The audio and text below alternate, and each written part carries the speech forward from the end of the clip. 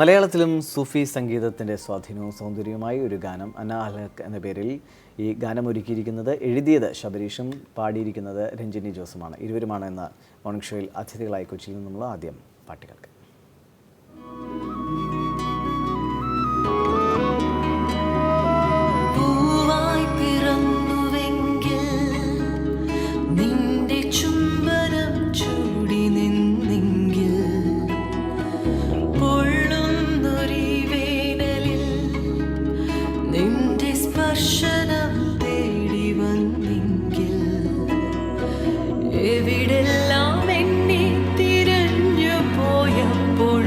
അവിടെല്ലാം കണ്ടതോ നിന്നെ മാത്രം, എവിടെല്ലാം നിന്നെ തിരഞ്ഞു പോയപ്പോഴും അവിടെല്ലാം കണ്ടതേ എന്നെ മാത്രം.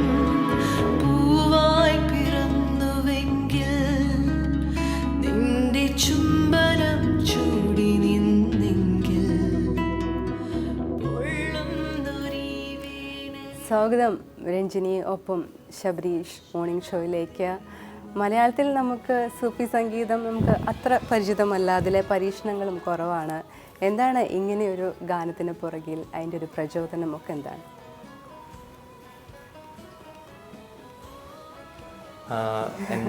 അത് പ്രചോദനം ഉണ്ടാവാന്ന് പറഞ്ഞാൽ നമ്മളിത് കോമൺ ആയിട്ടുള്ളൊരു ഫ്രണ്ട് ഉണ്ട്, ഫസലുദ്ദീൻ തങ്ങൾ എന്ന് പറഞ്ഞാൽ ഇതിൻ്റെ നിർമ്മാതാവ്, ഇതിൻ്റെ കൺസെപ്റ്റും പ്രൊഡക്ഷനും അദ്ദേഹമായിരുന്നു. അപ്പോൾ അദ്ദേഹത്തിൻ്റെ ഐഡിയ ആണ് ഇത് അന അൽഹഖ് എന്ന ആശയം ജനങ്ങളിലേക്ക് എത്തിക്കുക. അപ്പോൾ അതിന് വേണ്ടിയിട്ടുള്ളൊരു പരിശ്രമമായിരുന്നു. അപ്പം അതിന് ആ രീതിയിലുള്ള എഴുത്താണ് അദ്ദേഹം ആവശ്യപ്പെട്ടത്. ഒരു ഭക്തിഗാനമാണ്, ഒരു എന്താണ് പ്രവാചകൻ സ്തുതിച്ചുകൊണ്ടുള്ളൊരു പാട്ടല്ല നമുക്ക് വേണ്ടത്, ഒരു പ്രണയഗാനമാണ്. പ്രവാചക പ്രണയം എന്നുള്ളൊരു ആശയമാണ് ഇതിൽ നമ്മൾ ചർച്ച ചെയ്യുന്നത്. ഇത് നമ്മൾ ആദ്യമായിട്ട് ചർച്ച ചെയ്യുന്നതല്ല. വളരെ വർഷങ്ങൾക്ക് മുമ്പ് 9-ാം ശതകത്തിൽ ജീവിച്ചിരുന്ന മൻസൂർ അൽ ഹല്ലാജ് എന്ന് പറഞ്ഞൊരു പേർഷ്യൻ കവിയാണ്, അദ്ദേഹത്തിൻ്റെ വായിലാണ് നമ്മൾ ആദ്യം അന അൽഹഖ് എന്നുള്ള വാക്ക് ആദ്യമായിട്ട് കേൾക്കുന്നത്. ഐ ആം ദ ട്രൂത്ത് എന്നാണ് അതിൻ്റെ അർത്ഥം. നമ്മളുടെ ഇവിടെ ഭാരതീയ ദർശനത്തിൽ അഹം ബ്രഹ്മാസ്മി അല്ലെങ്കിൽ തത്വമസി എന്നൊക്കെ പറയുന്നത് പോലത്തെ തന്നെ ഒരു ആശയമാണ് അന അൽഹഖ് എന്ന് പറയുന്നത്. അപ്പോൾ അതിൻ്റെ ഒരു അന്ന് അദ്ദേഹത്തിനെ അന്ന് തൂക്കിക്കൊല്ലുകയാണ് ഉണ്ടായിരുന്നത്, ഇത് പറഞ്ഞതിന് ഇങ്ങനെയുള്ള കാര്യങ്ങൾ പറഞ്ഞു. അപ്പോൾ ഉള്ളിലുള്ള ദിവ്യതയെ തിരിച്ചറിയുക, അതിന് മൂലം എന്താണ് സാഹോദര്യവും സ്നേഹവും മറ്റുള്ളവരുമായി പങ്കുവയ്ക്കുക എന്നുള്ള ഒരു ആശയമാണ്. അത് ഈ നബിദിനത്തിൽ തന്നെ പ്രവാചകൻ്റെ ഹദീസുകളെയും ഇതിനെയൊക്കെ ബേസ് ചെയ്തിട്ടാണ്, അത് തങ്ങളുടെ ഐഡിയ ആണത്. അപ്പോൾ അതിനെ ബേസ് ചെയ്തിട്ട് ആ ഒരു ആശയം നമ്മൾ പതുക്കെ പറയാൻ ശ്രമിച്ചു, ഒരു സൂഫി സന്ദേശം. രഞ്ജിനി, സൂഫി നമ്മളിപ്പോൾ കുറച്ച് കാലങ്ങളായിട്ട് സൂഫി ഗാനങ്ങൾ കേൾക്കുന്ന പാകിസ്ഥാൻ ഗായകരിൽ നിന്നൊക്കെ. അതെ, ഇവിടെയാണെങ്കിൽ എ ആർ റഹ്മാൻ മാത്രമേ അങ്ങനെ ചില പരീക്ഷണങ്ങൾ നടത്തുന്നുള്ളൂ. എങ്ങനെയാണ് രഞ്ജിനി ഇങ്ങനെ ഒരു വ്യത്യസ്തമായ ഒരു ഈണത്തിലേക്ക് എത്തുന്നത്? ഈണത്തിലേക്ക് എത്തിയത് ഞാനല്ല, ഈണത്തിലേക്ക് എത്തിയത് സന്തോഷ് ചന്ദ്രനാണ്. സന്തോഷ് ചേട്ടനാണ് ഈ പാട്ടിൻ്റെ മ്യൂസിക് കൈകാര്യം ചെയ്തിരിക്കുന്നത്. പക്ഷേ ഇങ്ങനെ ഒരു എന്താ പറയുക, ഒരു പാട്ട് വേണം എന്ന് പറഞ്ഞ് ഇപ്പോൾ ശബരീഷ് പറഞ്ഞ പോലെ തന്നെ ഫസലുദ്ദീൻ തങ്ങൾ എന്ന് പറയുന്ന അദ്ദേഹത്തിൻ്റെ ഒരു മനസ്സിലുള്ള ആഗ്രഹമായിരുന്നു. അപ്പോൾ ഇതൊരു സൂഫി രീതിയിൽ ചെയ്യണം, കാരണം ഒരു സൂഫി കോൺസെപ്റ്റ് ആണല്ലോ.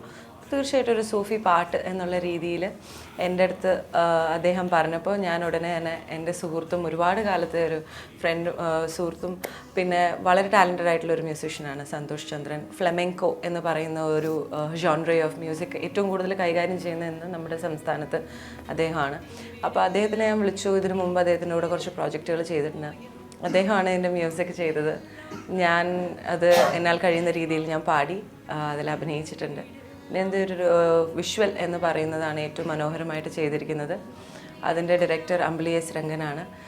ഇതിൻ്റെ ഛായാഗ്രാഹകൻ എന്ന് പറയുന്നത് നീൽ ഡി കുഞ്ഞയും. ഈ ഒരു ടീം മാത്രമല്ല, പിന്നെ ടെക്നിക്കൽ ടീം ഒരുപാട് പേരുണ്ട്. എഡിറ്ററാണെങ്കിലും പ്രജീഷ് പ്രകാശ്, ഇവരുടെ എല്ലാവരുടെയും ഒരു കൂട്ടായ ഒരു ടീം വർക്ക്, നബിക്ക് വേണ്ടിയിട്ടൊരു ഡെഡിക്കേഷൻ എന്നുള്ള ഒരു കാര്യം നമ്മൾ നബിദിനത്തിന് സമർപ്പിക്കാൻ വേണ്ടിയിട്ട് ചെയ്തൊരു കൂട്ടായ ഒരു ടീം വർക്കാണ് അന അൽഹഖ്. തീർച്ചയായും രഞ്ജിനി, ഒപ്പം തന്നെ നമ്മൾ സൂഫി സംഗീതമൊക്കെ ഇവിടെ കൂടുതൽ കേട്ടിട്ടുള്ളത് അബിദ പർവീൺ തുടങ്ങിയിട്ടുള്ള ഗായകരിലൂടെയാണ്.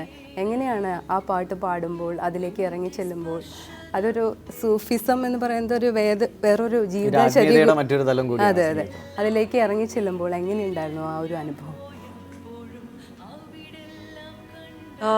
സൂഫിസം എന്ന് പറയുന്നത് ഇസ് ഓൾമോസ്റ്റ് ലൈക്ക് സ്പിരിച്വാലിറ്റി എന്ന് പറയുന്നത് കുറച്ചും കൂടെ ഉൾക്കൊണ്ടുകൊണ്ടുള്ള കുറച്ച് റിലിജ്യൻ ഒരു വാക്ക് ഉപയോഗിക്കാൻ എനിക്ക് താല്പര്യമില്ല. കാരണം ഞാനൊരു ഡിഫറെൻറ്റ് റിലിജ്യൻ ബേസിൽ നിന്ന് വരുന്ന ഒരു കുട്ടിയാണ്. എൻ്റെ വീട്ടിൽ ഒരിക്കലും ആരോടും മതം മാറാനായിട്ട് പറഞ്ഞിട്ടില്ല. എന്നാൽ പിന്നെ എല്ലാ മതങ്ങളിലും നമ്മൾ നിന്നുകൊണ്ട് എല്ലാ രീതിയിലുള്ള സെലിബ്രേഷൻസിലും പങ്കെടുക്കുന്ന ഒരു ഫാമിലിയിൽ നിന്ന് വന്നുകൊണ്ട് എനിക്ക് ഈ റിലിജ്യൻ ബേസ്ഡ് ആയിട്ടുള്ള ഒരു കാര്യങ്ങളിൽ എനിക്ക് യാതൊരു താല്പര്യമില്ല. പണ്ട് തുടങ്ങിയാണെങ്കിലും ഞാൻ അമ്പലത്തിലും പോവും, പള്ളിയിലും പോവും. എൻ്റെ ഒരുപാട് ഫ്രണ്ട്സ് മുസ്ലിംസാണ്. So Sufism I think is just an elevated spiritual concept. അത് ഒരു വേ ഓഫ് ലൈഫാണ് ശരിക്കും പറഞ്ഞു കഴിഞ്ഞാൽ. അതിനൊരു അങ്ങനെ ഇറങ്ങി ചെല്ലേണ്ടതായ കാര്യം എന്ന് പറഞ്ഞാൽ നമ്മളെ എൻലൈറ്റൻ ആവുക എന്നുള്ളതാണ്. ഞാൻ എന്നും ഒരൊറ്റ ശക്തിയാണ് നമ്മളെ നയിക്കുന്ന എന്നതിൽ ഞാൻ വിശ്വസിക്കുന്ന ഒരാളാണ്. ഒരുപാട് പേര് പല നാമങ്ങൾ നൽകി വിളിക്കുന്ന, കാരണം ദൈവത്തിനൊരു രൂപം ഇല്ലെങ്കിൽ നമുക്ക് പ്രാർത്ഥിക്കാനായിട്ട് ബുദ്ധിമുട്ടാണ്. അല്ലെങ്കിൽ നമുക്കൊരു രൂപം വയസ്സ് ഒരാളുണ്ടെങ്കിൽ നമുക്കൊരു സപ്പോർട്ടാണ്. അതുകൊണ്ടാണ് എല്ലാവരും ശിവനെയോ കൃഷ്ണനെയോ ജീസസിനെയോ അല്ലെങ്കിൽ നബിയോ അങ്ങനെ മുറുകെ പിടിക്കുന്നത് എന്ന് വിശ്വസിക്കുന്നു. പക്ഷേ എല്ലാം ഇസ് വൺ അൾട്ടിമേറ്റ് പവർ, അത് യൂണിവേഴ്സാണ് എന്ന് വിശ്വസിക്കുന്ന ആളാണ്. അത് മനസ്സിൽ പണ്ടേ കാലം തൊട്ട് എനിക്കുണ്ട്. അത് മനസ്സിൽ വെച്ചിട്ടാണ് പാടിയതും. പിന്നെ ആബിദാജി അവരായിട്ടൊന്നും ഒരിക്കലും എന്നെ കമ്പയർ ചെയ്യരുത്. കാരണം സൂഫിസം അല്ലെങ്കിൽ സൂഫി മ്യൂസിക് എന്ന് പറയുന്നത് ഡെഫിനറ്റ്ലി ഒരു ശാഖ തന്നെയുണ്ട് പാകിസ്ഥാൻ ആ സ്ഥലങ്ങളിൽ. നമ്മളിതിൽ പെർഫെക്റ്റ് തബല അക്കംപനിമെൻറ്റ് അങ്ങനെയൊക്കെ വെച്ചിട്ടുള്ള ഒരു സൂഫി സോങ് അല്ല ഉണ്ടാക്കിയിരിക്കുന്നത്. ഇതിൽ വന്നിരിക്കുന്ന ആർട്ടിസ്റ്റ് ഒന്നാമത് ഞാൻ, സന്തോഷ് ഏട്ടൻ്റെ കഴിവുകൾ തെളിയിക്കാൻ പറ്റിയ സംഭവമാണ് അതിൽ ചെയ്തിരിക്കുന്നത്. അദ്ദേഹത്തിൻ്റെ ലീഡ് ഗിറ്റാർസ്, ഇതിൽ നമ്മൾ പിന്നെ ഓബോ, ബാൻജോ തുടങ്ങിയ ലൈവ് ഇൻസ്ട്രുമെൻറ്റ്സ്, സ്ട്രിങ്സ് ചെയ്തിട്ടുണ്ട്. അപ്പം പക്ക നമ്മൾ സാധാരണ കേൾക്കുന്ന റഹ്മാൻ സാറിൻ്റെ അല്ലെങ്കിൽ ബോളിവുഡിൽ കേൾക്കുന്ന ഒരു സൂഫി സോങ്ങിനിൽ നിന്ന് വ്യത്യസ്തമായി നമ്മൾ ചെയ്തിരിക്കുന്ന ഒരു പാട്ടാണ്. ഇതിൽ the logic is Sufi, not the entire music is not Sufi. Shabareesh സിനിമകളിലും പാട്ട് എഴുതുന്നുണ്ട്, എഴുതിയ പാട്ടുകളൊക്കെ ഹിറ്റായിട്ടുമുണ്ട്. അതിൽ നിന്ന് മാറിപ്പിടിക്കുമ്പോൾ എങ്ങനെയാണ് ഈ ഒരു ആത്മീയതയും അല്ലെങ്കിൽ ഭക്തി ഒക്കെ മനസ്സിലേക്ക് ആവാഹിച്ച് വേണം ഇങ്ങനെയുള്ള വരികൾ എഴുതാൻ?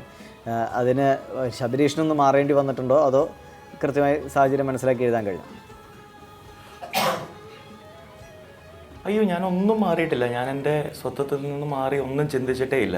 അതല്ല ഞാൻ പറഞ്ഞു, ഫസലുദ്ദീൻ തങ്ങൾ എന്ന് പറഞ്ഞ അദ്ദേഹം എന്നെ വിളിച്ചു കഴിഞ്ഞിട്ട് ആദ്യം പറഞ്ഞു, ഇത് പ്രവാചകനെ സ്തുതിച്ചുകൊണ്ടൊരു പാട്ടല്ല എനിക്ക് വേണ്ടത്, ഇത് ഒരു പ്രണയ ഗാനമാണ്. അപ്പം മലരെയൊക്കെ എഴുതിയ പോലെ ആ ഒരു മനസ്സിൽ തന്നെ എഴുതിയാൽ മതി.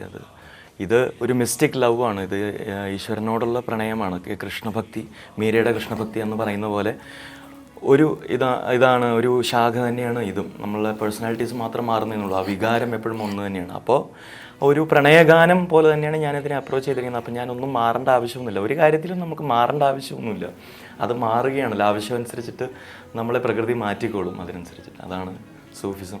So let's celebrate the events. അത് വരുന്നതിനനുസരിച്ചിട്ട് അതിൻ്റെ എഴുത്തും സെലിബ്രേറ്റ് ചെയ്തു, അതിനെ പാടി അഭിനയിച്ച് രഞ്ജിനിയും സെലിബ്രേറ്റ് ചെയ്തു, എൻ്റെ അണിയർ പ്രവർത്തകർ എല്ലാവരും സെലിബ്രേറ്റ് ചെയ്യാണ്. കണ്ട് കേട്ട് ചോദ്യങ്ങൾ ചോദിച്ച് നിങ്ങളും സെലിബ്രേറ്റ് ചെയ്യുന്നുണ്ട്. ഓക്കെ, എന്തായാലും പാട്ട് മനോഹരമാവട്ടെ, സംഗീത പ്രേമികൾ സ്വീകരിക്കട്ടെ. രഞ്ജിനി, നമുക്ക് സമയക്കുറവുണ്ട്, അതുകൊണ്ട് മറ്റൊരു സൂഫി ഗാനം ഒരു 2 വരി ഒന്ന് ആലപിച്ചാൽ നമുക്ക് അവസാനിപ്പിക്കാം. മറ്റൊരു സൂഫി ഗാനം, ഇത് ഭയങ്കര പെട്ടെന്നായി പോയി. സമയമില്ലാത്ത സമയത്ത് ഇത് വല്ലാത്തൊരു ചോദ്യമായി പോയി.